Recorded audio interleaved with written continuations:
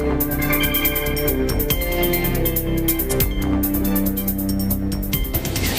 I'm Alma Angeles, and you're watching Eagle News International on tonight's headlines.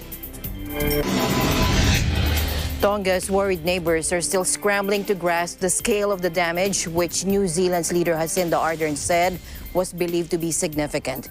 After speaking to the New Zealand embassy in Tonga, she described how boats and large boulders washed ashore, and she also said the Tongan capital, Nuku'alofa, is now covered in a thick film of volcanic dust.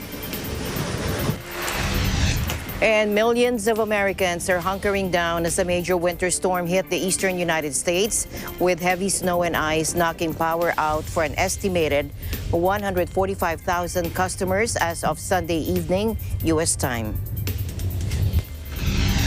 And the U.S. Centers for Disease Control and Prevention has changed its mask guidelines. It now recommends that people wear the most protective mask you can that fits well and that you will wear consistently. And the man who held 4 people hostage at a Texas synagogue was identified by U.S. authorities as a British citizen, while UK police later arrested 2 teens over an attack that President Joe Biden called an act of terror.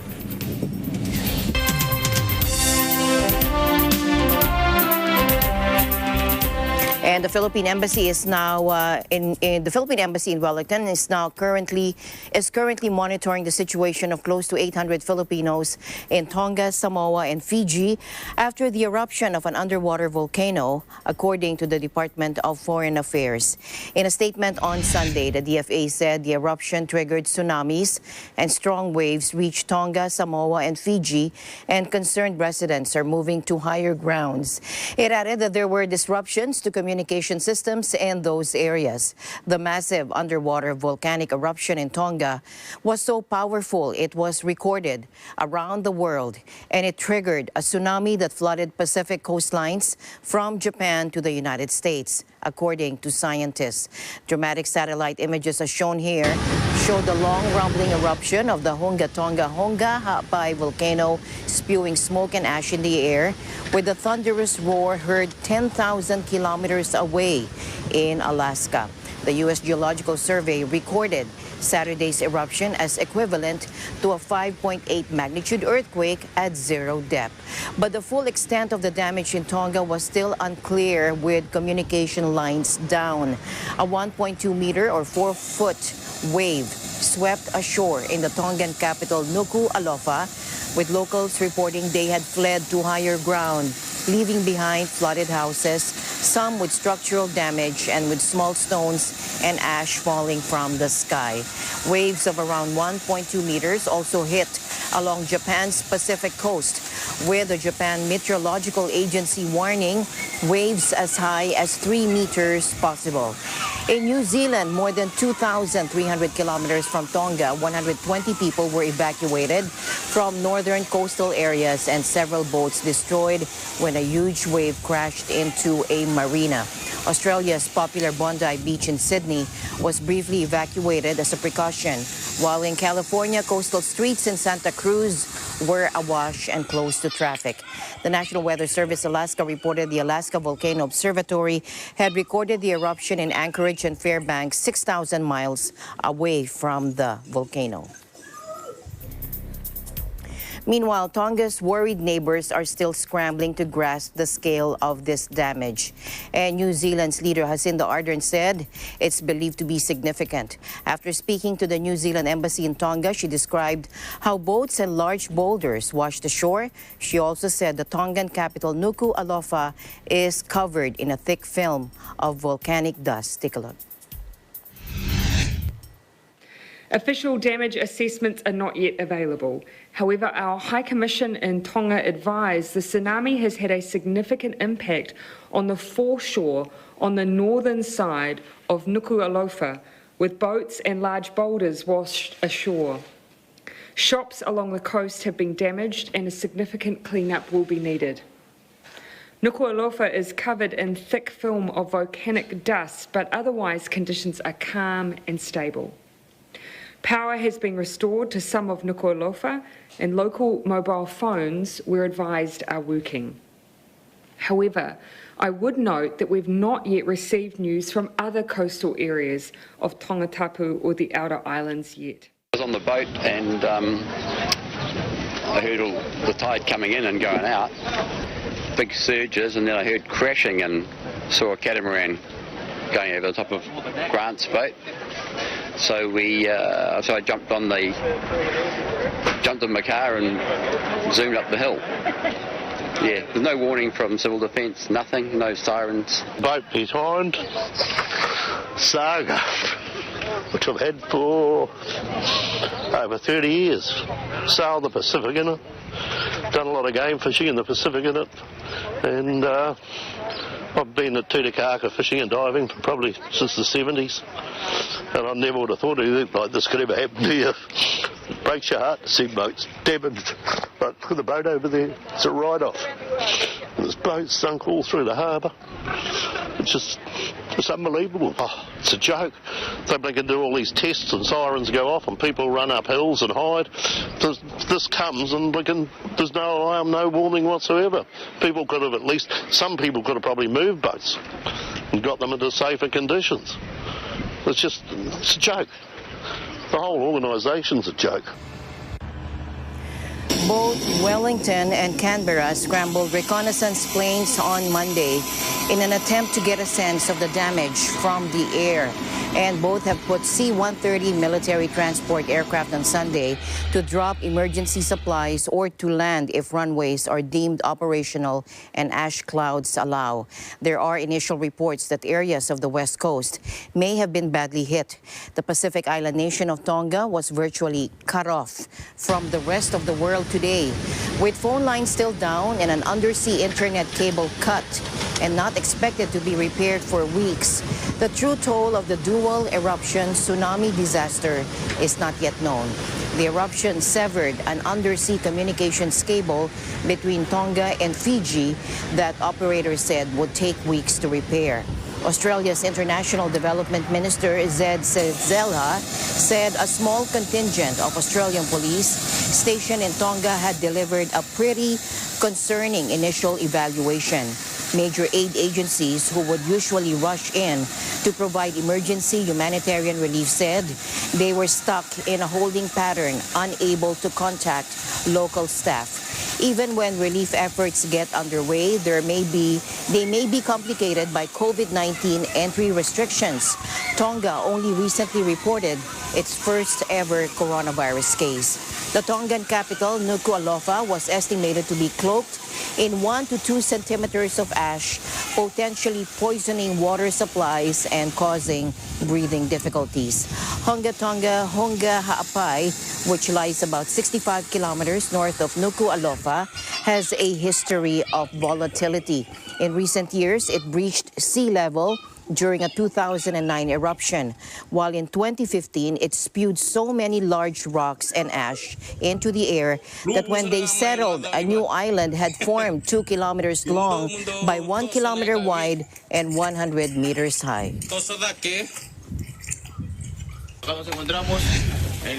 Meanwhile, 2 women drowned on a beach in northern Peru due to the anomalous waves registered after the volcanic eruption in Tonga, more than 10,000 kilometers away, according to local emergency services. The 2 women drowned on Saturday in Lambayeque. Peru's government on Saturday closed 22 Pacific ports in the country's north and center due to the waves. The Center for National Emergency Operations said the usually strong waves are due to the volcanic activity in North Nuku'alofa, Tonga. Saturday's eruption of the Tonga Ha'apai volcano was so powerful it was felt around the world, and it provoked tsunamis in the Pacific. Southern Peru, roughly 10,600 kilometers away, recorded light flooding in some coastal areas where dozens of people needed to be rescued.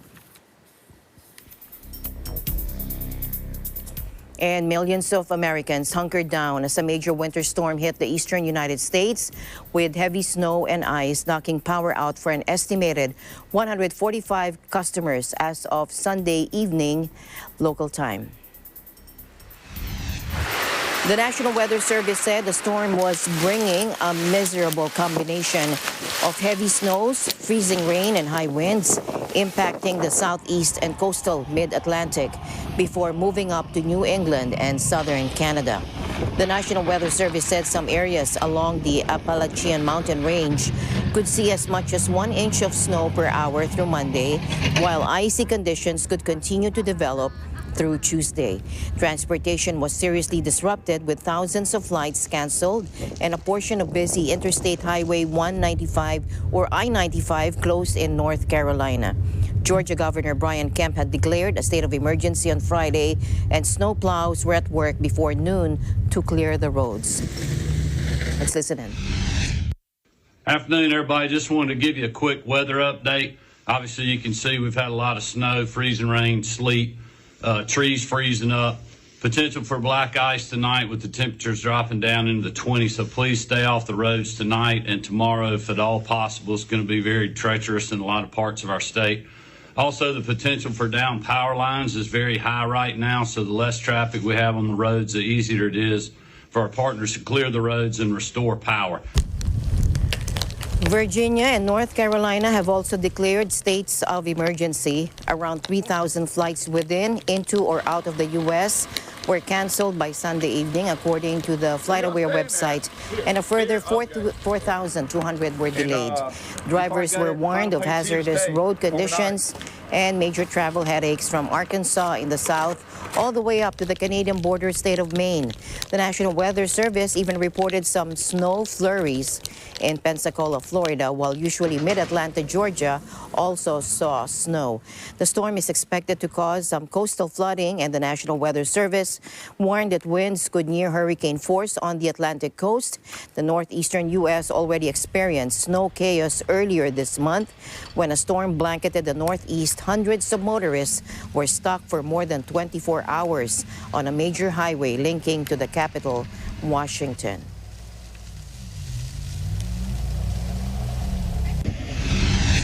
Meanwhile, the storm also spawned damaging tornadoes in Florida and flooding in parts of the coast. The National Weather Service had issued a tornado watch for parts of the state. Officials in Lee County say about 7,000 homes and roughly 15,000 people are without power in the area due to the storms, with at least 28 homes destroyed and 62 homes unlivable. According to the Weather Channel, quote, up to 200 people were forced from 62 homes in Lee County. They were unlivable. It said most of the damage took place in the Iono-McGregor area, including an RV park. And here you can see here at least 4 people were injured in Lee County.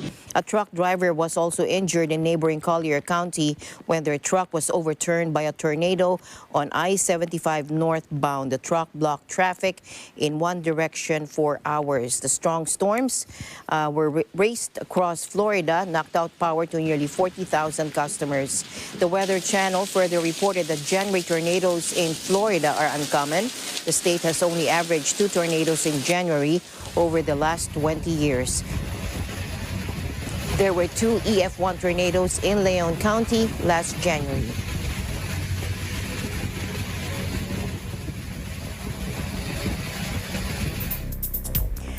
Meanwhile, 17 people, including 8 children, were killed when a fire broke out on January 9 at a high-rise residential building in the working-class Fordham Heights neighborhood in the Bronx. We have an update on that news coming in from Janesh Agagas from our EBC New York Bureau. Janesh.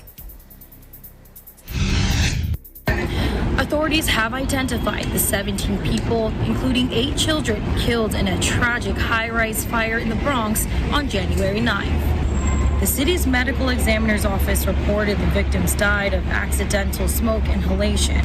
The victims' ages ranged from 2 years old to 50 years old. About 60 others were also hospitalized, with more than half in critical condition. Fire officials say space heaters had been running for days inside the 19-story apartment amid freezing temperatures. The heaters, including one that sparked the flames, were found by firefighters through the rubble. It started in a malfunctioning electric space heater. That was the cause of the fire.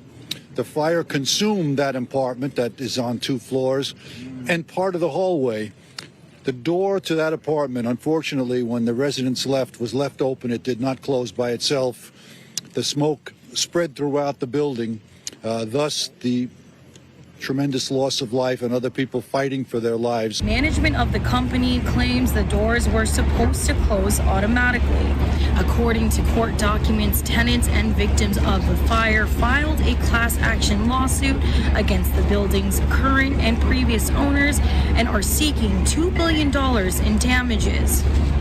The city and other various entities connected to the company are also facing a separate class action lawsuit seeking $1 billion in damages for the alleged lack of functioning safety measures. This has been reported to be the deadliest blaze in the city in over 30 years. Mayor Eric Adams calling it one of the city's worst fires in modern history. Horrific, painful moment for the city of New York. And the impact of this fire is going to really bring a level of just pain and despair in our city. New York Governor Kathy Hochul also announced that she will establish a victim compensation fund in light of the tragic event. When I prepare my budget this week, I'm going to establish a victims compensation fund for the individuals I just sat with and said, I will not forget you. There'll be money to help them find new housing, for burial costs, for whatever they need. We'll take care of them because that's what we do here in the state of New York. The vast majority of those who died in the building had ties to Gambia, the smallest country in West Africa. A fundraiser set up by the Gambian Youth Organization have raised more than $500,000 in direct aid for the fire victims 24 hours after the blaze. Now family members and the community are coping with the aftermath, holding vigils and planning funeral arrangements, with some waiting for funeral homes to deliver their loved ones. Janesh Chagagas, Eagle News, New York City. Thank you, Janesh. And staying in New York, in commemoration of the 3rd Iglesia Cristo Day in New York City, a region-wide food donation was held there. Here's Joan Soriano for the report. Joan. To commemorate this, food insecurity has been an ongoing problem in New York, which worsened by a staggering 44% because of the pandemic and the accompanying economic crisis. On what is known as Iglesia Ni Cristo Day in New York City, a church took this opportunity to host a timely food donation drive. January 13th was proclaimed as Iglesia Ni Cristo Day in the city of New York by the Office of the Mayor in 2020 to acknowledge the Iglesia Ni Cristo, or Church of Christ, for their years of commitment and service to the people of New York. To commemorate the 2nd anniversary, several of their congregations worked together to host a large-scale food donation drive. A reported 1.6 million New Yorkers are currently struggling to feed themselves and their families every day, up from 1.2 million New Yorkers before the pandemic. Church members hope to alleviate some of this burden by gathering hundreds of non-perishable food items, such as pasta, cereal, vegetables, and soup, to donate to the food bank for New York. A letter of greeting by newly elected New York City Mayor Eric Adams was sent to the church to recognize their efforts on this day. It reads, "By providing food collected through its donation drive, this church has served its community with distinguished honor and demonstrated its selflessness and ongoing commitment to giving back to those in need." It continues, "I am proud to commend the Iglesia Ni Cristo for all it does to forge a brighter future for all New Yorkers." In all, over 100 boxes of food were collected and donated to the food bank, which will then be distributed to low-income New Yorkers in need throughout the 5 boroughs. Joanne Soriano, Eagle News, New York, New York. Thank you, Joanne. And the news continues here on Eagle News. We'll be right back.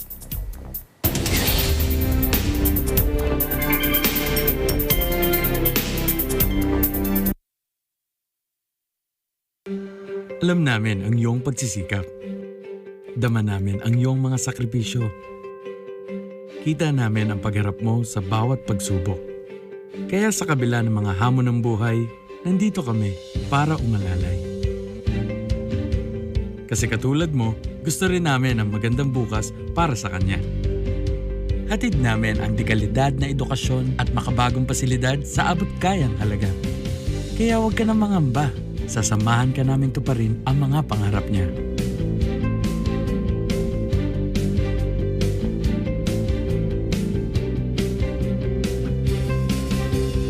Maaasahan mong sulit dito ang mga pinagsikapan mo. Sa aming mga makabagong pasilidad at sistema ng edukasyon. May lalabas natin ang angking talino at mga kakayahan niya. Kahit sa munting halaga, makakasiguro ka na makakasabay siya sa mabilis na pag-ikot ng mundo. Sa New Era, karamay mo kami sa bawat hamon. Kaagapay mo kami sa bawat hakbang. Kasama mo kami sa bawat ngiti at tagumpay.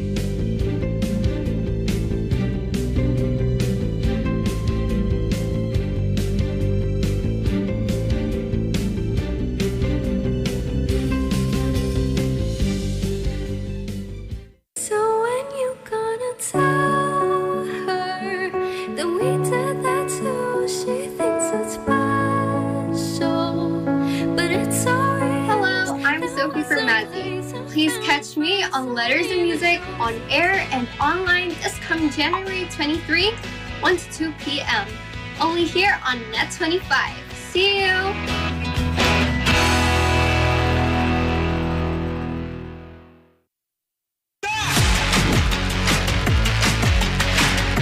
Ito sa yaman ng bayan ng tao.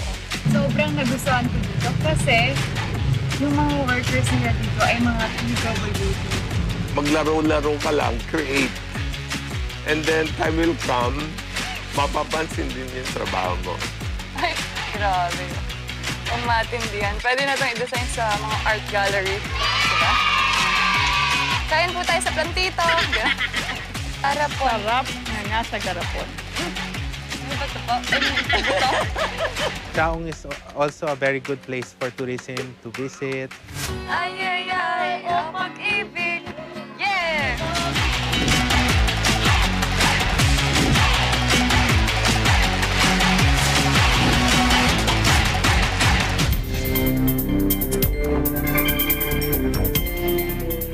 Welcome back. North Korea fired 2 suspected ballistic missiles today, according to Seoul, its 4th weapons test this month, as Pyongyang flexes its military muscle while ignoring offers of talks from the United States.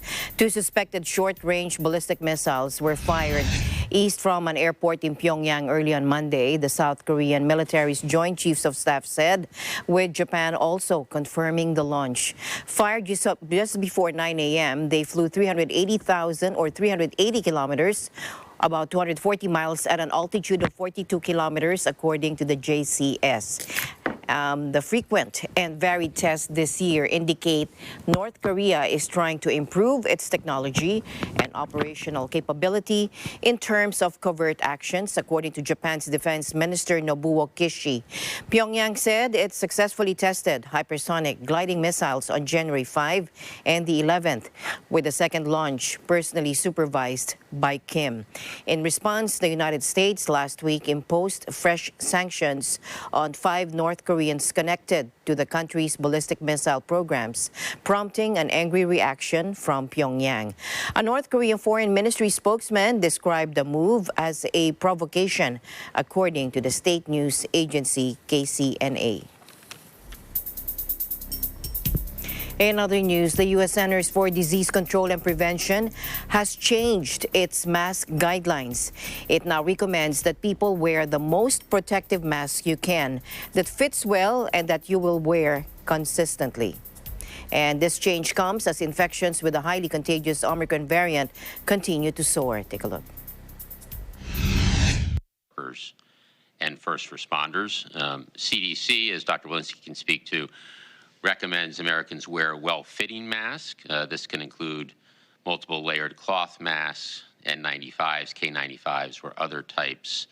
Right now, we're strongly considering options to make more high-quality masks available to all Americans, and we'll continue to follow the science here. The CDC is in the lead. Yeah, maybe I'll just add that CDC continues to recommend that any mask is better than no mask, and we do encourage all Americans to wear a well-fitting mask to protect themselves and prevent the spread of COVID-19.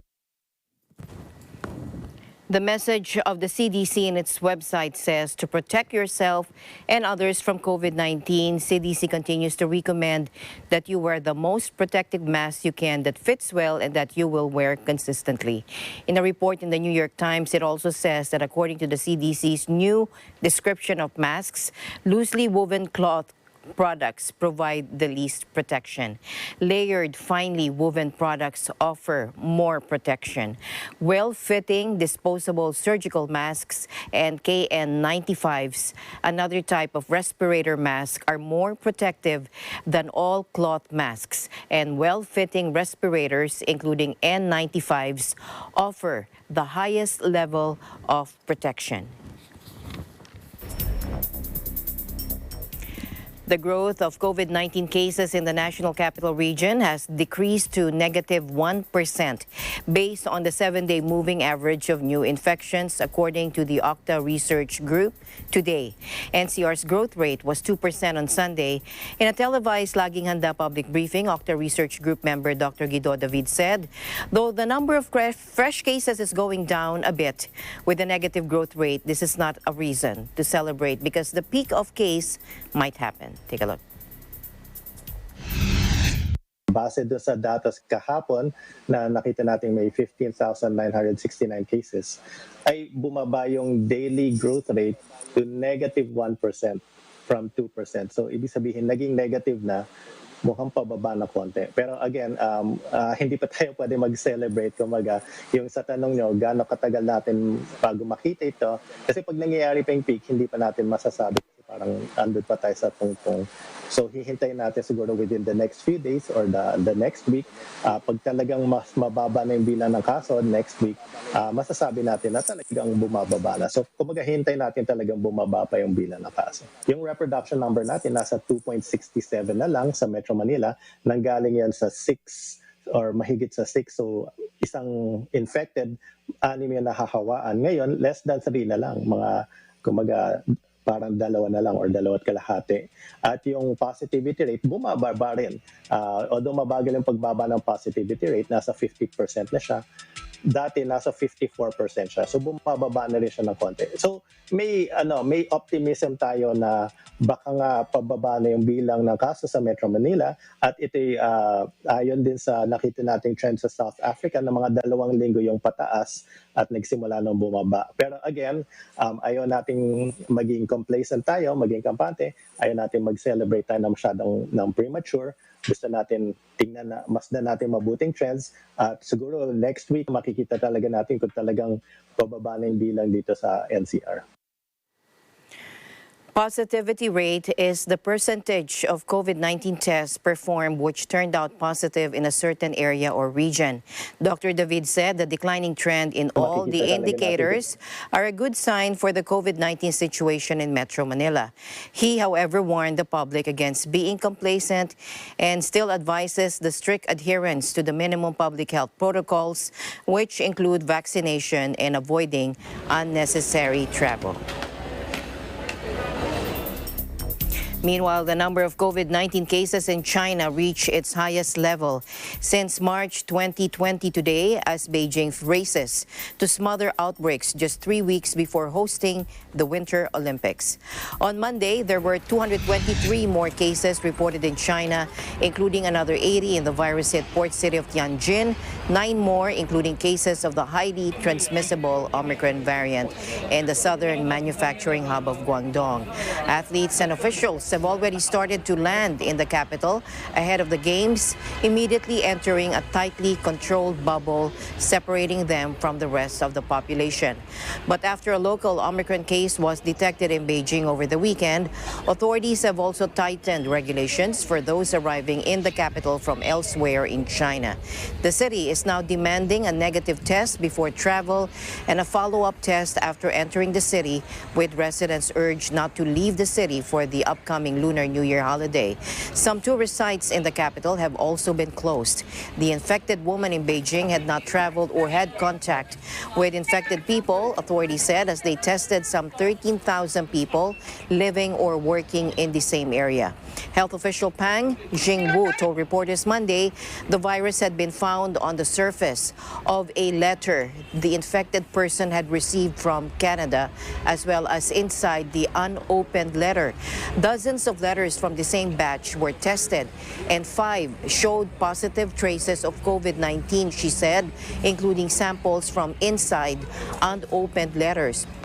She said the strain was different from Omicron cases in China and similar to strains identified from North America last month.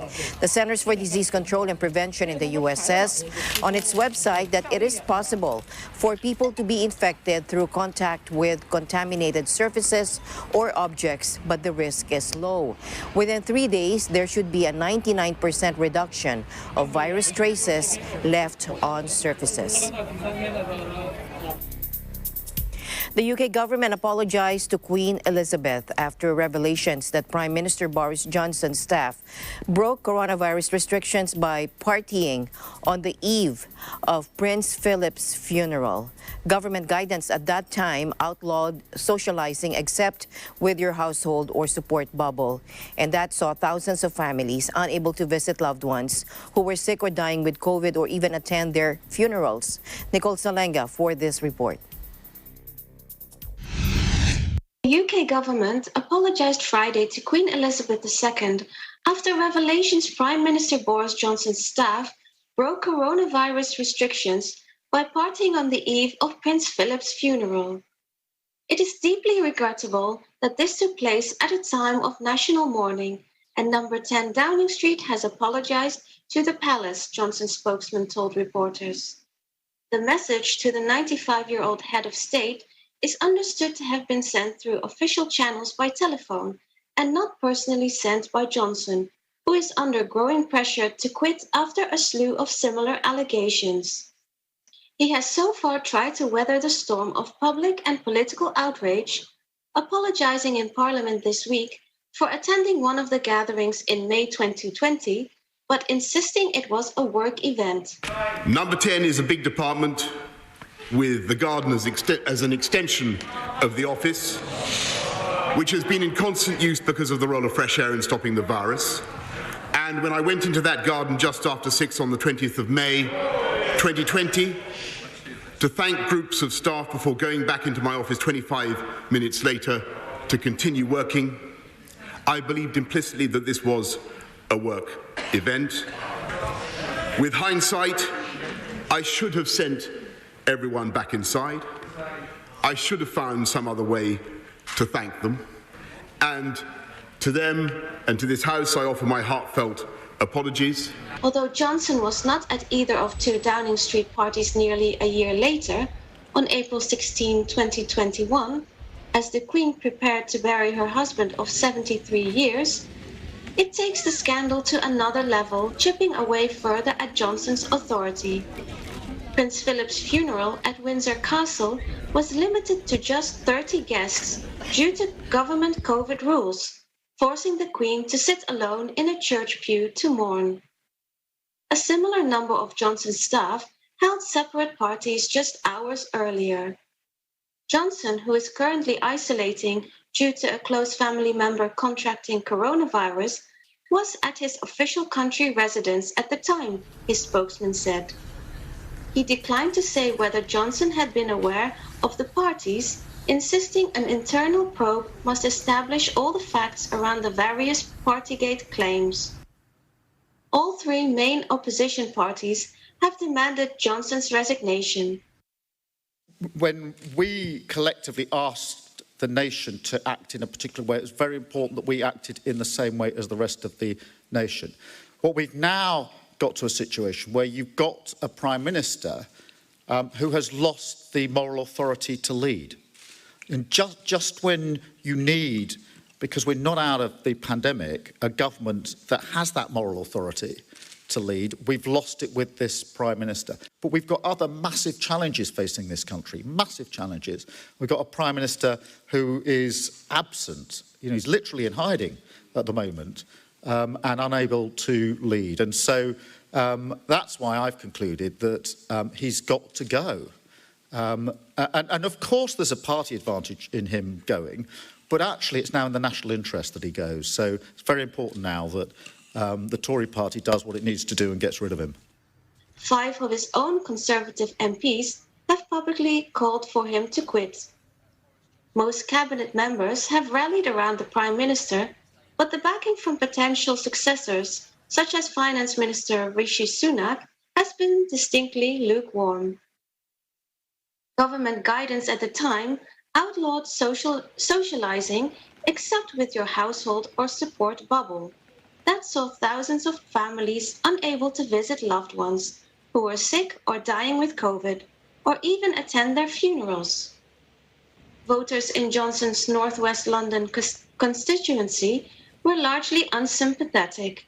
One voter told AFP that he thinks Johnson should resign because he let people down, particularly people who in some way have suffered through this COVID. Nationwide, Johnson's poll ratings have nosedived since the allegations emerged last month. Reporting from London, United Kingdom, I am Nicole Salenga. We live in interesting times. And tennis world number 1, Novak Djokovic, landed in Dubai today after his sensational deportation from Australia over his coronavirus vaccination status put his bid for a record 21st Grand Slam title on hold. Take a look.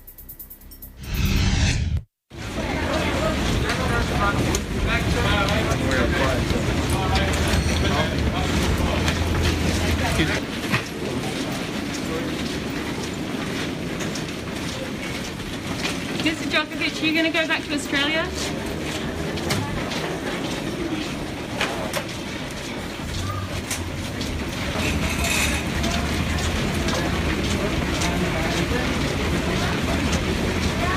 Mr. Djokovic, how do you feel about the 3-year ban? Please.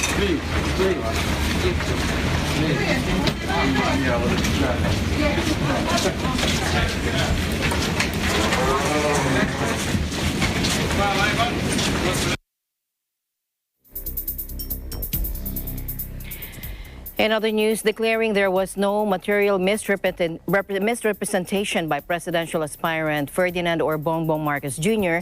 when he filed his certificate of candidacy for the May polls. The COMELEC 2nd Division dismissed on Monday one of the cases seeking to take him out from the race. The decision, penned by Commissioner Socorro Inting, said that following Supreme Court jurisprudence, material misrepresentation is something that affects the eligibility of a candidate. Here's COMELEC Chairman James Jimenez. The respondent's material representation is not false.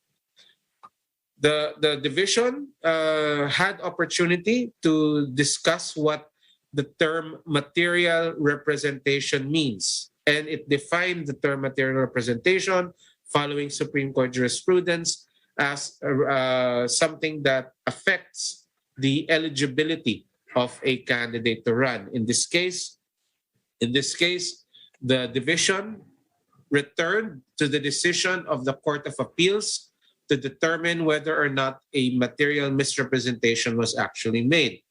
And the division noted the following. First, the CA decision on the tax case of Ferdinand Marcos Jr. Did not contain any disqualification, right? So first, did not contain any disqualification. Second, the 2nd Division ruled that the National Internal Revenue Code of 1994 did not apply to the case because it would have that would have resulted in a retroactive application since the NIRC of 1994 took effect only 1986, whereas the cases involved in this case were 82, 83, and 84. So for this reason, when respondent Marcos Jr.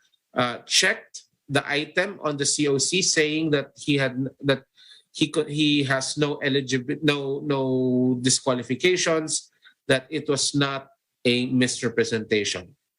The division further found that there was no deliberate attempt to mislead.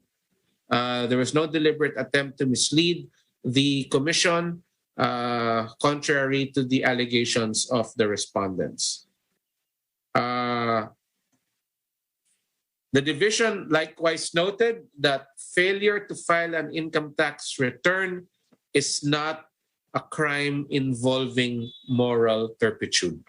All right? So those are the main points of the decision of the second division. In a statement after the ruling was announced, Attorney Vic Rodriguez, Marcos's chief of staff and spokesman, thanked the Commission on Elections for, quote, upholding the law and the right of every bona fide candidate like Bongbong Marcos to run for public office free from any form of harassment and discrimination. Meanwhile, Attorney Theodore Te, one of the lawyers for petitioner Christian Buenafe, said of the ruling that, quote, in essence, the COMELEC agreed with the petitioners that the representations made in Item 11 and Box 22 of the COC of Marcos Jr. are material but disagreed that they were false.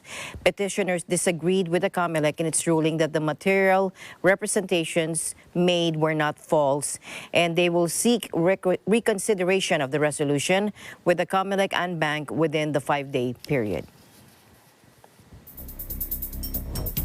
In other news, Myanmar's ousted civilian leader, Aung San Suu Kyi, was indispensable to restoring democracy to the country, that according to the Philippine Foreign Minister Sunday, echoing condemnation of her recent sentencing by a junta court. Philippine Foreign Minister Teodoro Locsin broke ranks, tweeting he had adapted as my own, a statement by his Norwegian counterpart, Anniken Huitfeldt, that condemned the sentencing. Suu Kyi is indispensable in a democratic restoration that will pose no threat of anarchy, dissolution, and civil conflict, according to Locsin, adding that Myanmar's armed forces have nothing to fear. Locsin also backed the recent visit to Myanmar by Cambodia's strongman ruler Hun Sen, the first by a foreign leader since the coup, highlighting the regional tensions over how to deal with the crisis-hit nation. Critics said the visit by Cambodian Prime Minister Hun Sen, whose country holds the rotating chair of the ASEAN, risks legitimizing the junta and undermining efforts to isolate the generals. But Locsin said Hun Sen achieved headways and deserves wholehearted support. In October, the bloc took the highly unusual step of excluding junta chief Min Aung Hlaing from a summit in response to an ASEAN envoy being denied a meeting with Suu Kyi. But Hun Sen met the military leader during his visit and has insisted the trip could have a positive impact.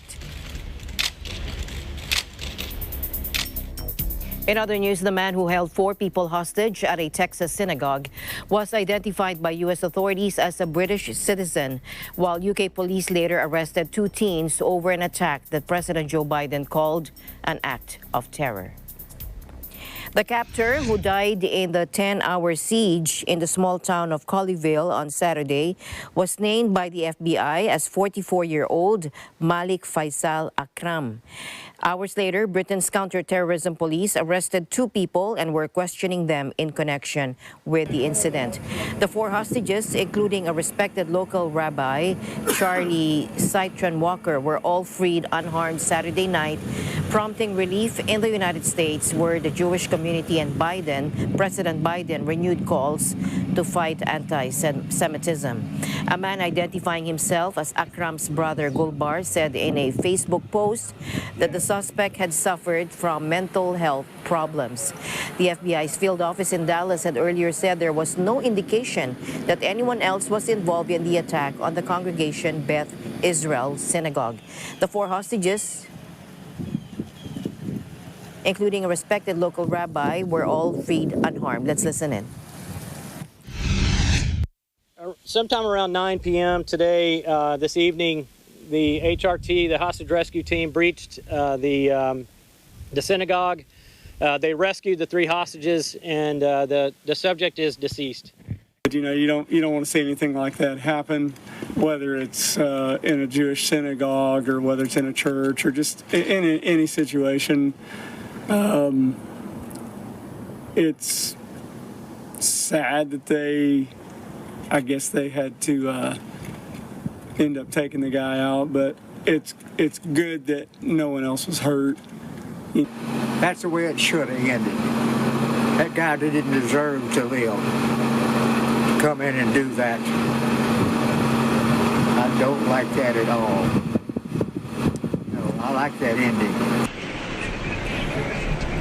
A Facebook live stream of the congregation Shabbat service appeared to capture the audio of a man talking loudly but did not show the scene inside the building.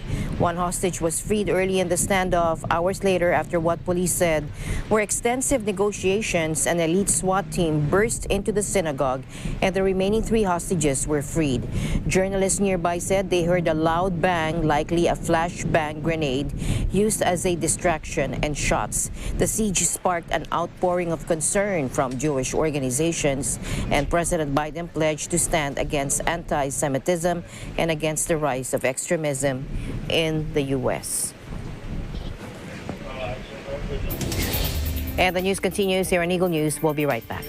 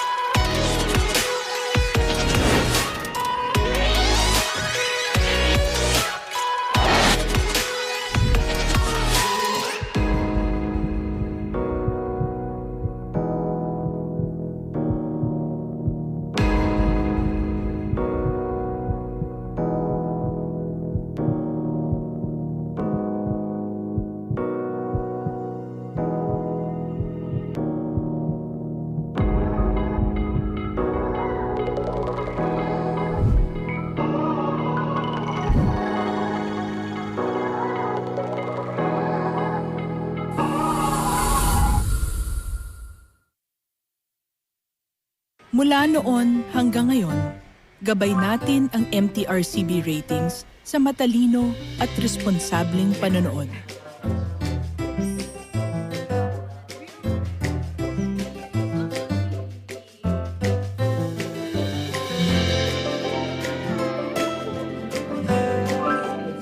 Sa tamang pagsunod sa MTRCB ratings, ginagawa nating ligtas at makabuluhan ang panonood ng bawat miyembro ng pamilyang Pilipino. Lumipas man ang panahon, hanggang may pamilyang Pilipino, andyan ang MTRCB.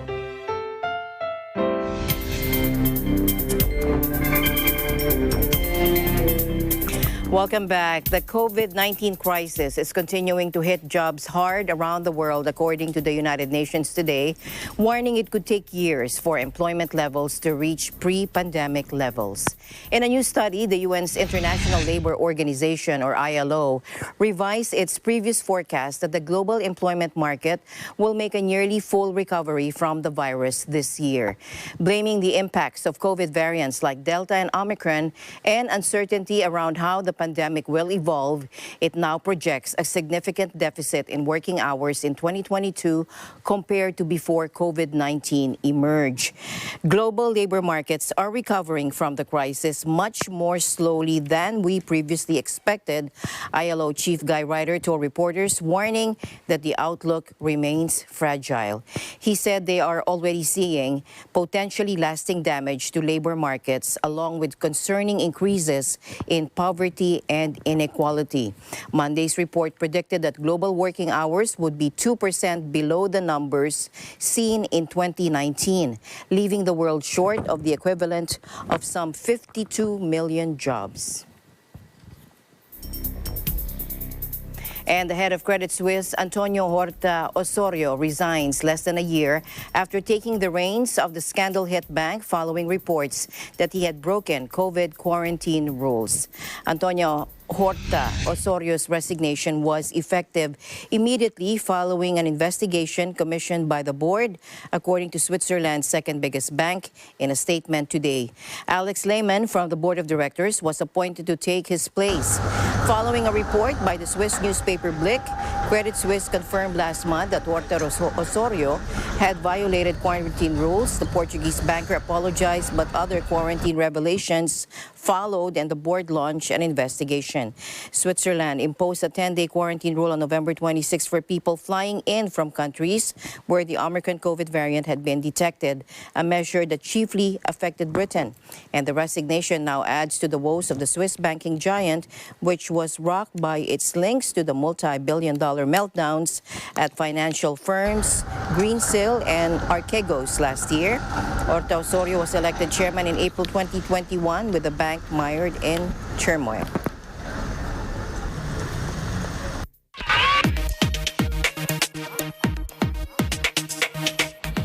And the Consumer Electronics Show, one of the world's largest trade fairs, returns to Las Vegas in person this week under a newly resurgent pandemic that has supercharged the industry but threatens its downside. Expo.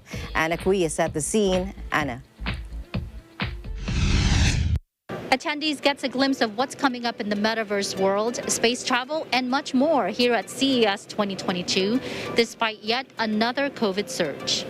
CES, one of the largest tech trade shows, returns to Las Vegas this year after being held online only last year due to the pandemic. The surge of COVID-19 cases fueled by the Omicron variant is evident on the show floors as some big names decided to cancel their attendance. Organizers ensure their mask and proof of vaccination requirements are sufficient safety protocols, and the show had to go on for the thousands of tech enthusiasts, entrepreneurs, and media. With the expected number of exhibitors down more than half to about 2,200 compared to 4,500 in 2020, CES ends one day earlier, Friday. You know, there's definitely been fewer people, which has actually made me feel safer from a COVID perspective. And we've just made very clear with our team that it's important that everyone takes their health first, follows all the CDC guidelines and the show guidelines to stay safe.